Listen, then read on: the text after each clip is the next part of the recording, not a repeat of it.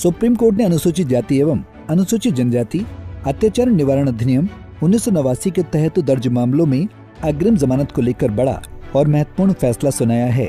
Chief justice B R Gavai की अध्यक्षता वाली 3 सदस्यीय पीठ ने साफ कर दिया कि इस अधिनियम का उद्देश्य दलित और आदिवासी समुदाय को उत्पीड़न, अपमान और हिंसा से बचाना है।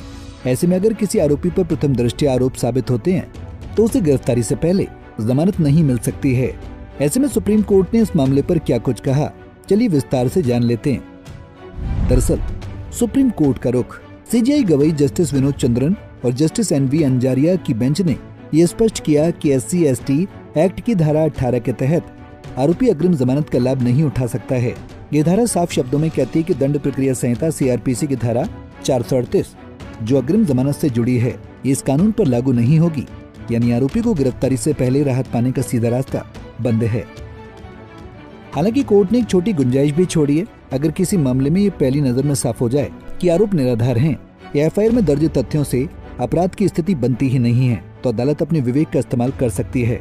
लेकिन इसके लिए केवल FIR और दर्ज आरोपों को देखकर ही निर्णय लिया जाएगा। वहीं अदालत किसी तरह के सबूतों की गहराई में जाकर मिनी ट्रायल नहीं कर सकती है। वहीं पीठ ने अपने आदेश में ये भी कहा कि अपमान और उत्पीड़न से बचाना जरूरी। SC/ST एक्ट का मूल विचार यही है कि किसी भी हालत में इन वर्गों को अपमान, भेदभाव और हिंसा का शिकार न होना पड़े। यदि आरोपी को गिरफ्तारी से पहले ही जमानत मिलने लगे तो कानून का उद्देश्य कमजोर पड़ जाएगा। यही कारण है कि संसद ने इस अधिनियम में अग्रिम जमानत की संभावना लगभग खत्म कर दी है।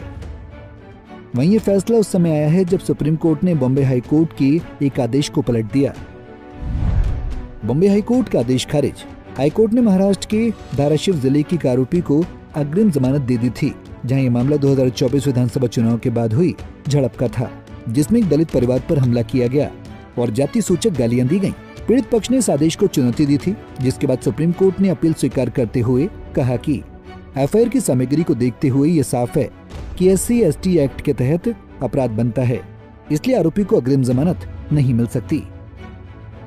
ऐसे में कोर्ट ने धारा 18 का उल्लेख करते हुए कहा कि धारा 18 का महत्व, इस विशेष प्रावधान का मकसद समाज के कमजोर तबके को न्याय और सुरक्षा सुनिश्चित करना है।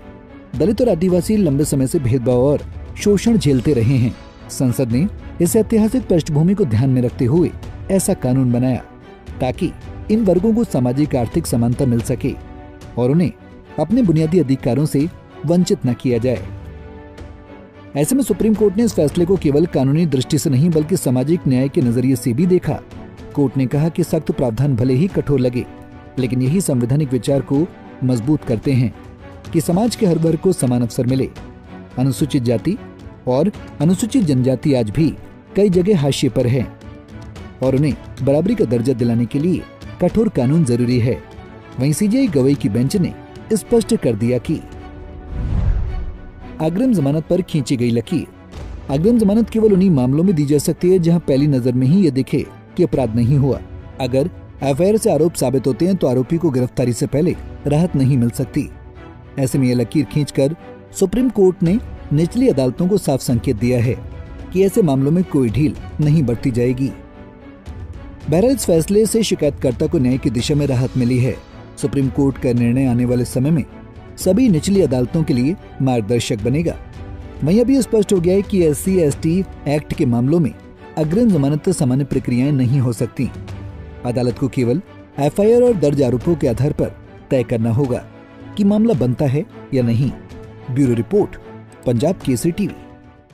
हमसे जुड़े रहने के लिए हमारे YouTube चैनल को सब्सक्राइब करें और नई वीडियो की नोटिफिकेशन के लिए बेल आइकॉन को दबाएं।